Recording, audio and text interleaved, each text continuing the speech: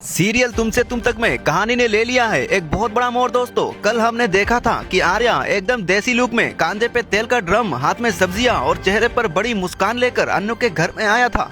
और आज की कहानी वही से आगे बढ़ रही है।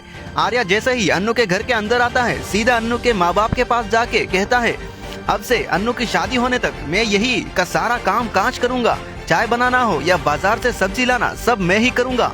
अन्नू के पापा तुरंत मना कर देते हैं, नहीं बेटा, आप इतने बड़े आदमी हो, ये सब काम आप कैसे कर सकते हो।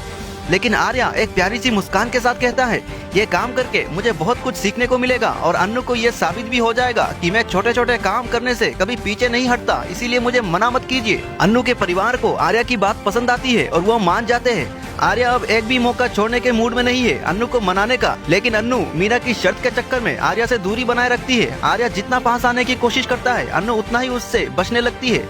वही दूसरी तरफ रघु अपने एक दोस्त यानी कि अन्नू के पापा के दुकान के मालिक से फोन पे बात कर रहा होता है। रघु के शब्दों ने जैसे एक कहानी को नया रंग दे दिया दोस्तों। रघु कहता है, बस एक बार अन्नू मेरी घर की बहू बन जाए, फिर मैं अन्नू के जरिए आर्यवर्धन की कंपनी में अपना कारोबार फैलाऊंगा और अपने बिजनेस में बहुत बड़ा फायदा कमाऊंगा। लेकिन रघु की यह साजिश भरी बातें कोई और नहीं बल्कि आर्या अपने कानों से सुन लेता है। आर्या का चेहरा एकदम बदल जाता है और आंखों में गुस्सा पर दिमाग में एक नया प्लान। वो सोचता है, अब मैं रघु को ऐसा सबक सिखाऊंगा कि जिंदगी भर याद रखे। पर आर्या अभी इस बात को किसी के सामने नहीं लाता, क्योंकि दोस्तों कभी कभी सही वक्त का इंतजार ही सबसे बड़ी चाल होती है।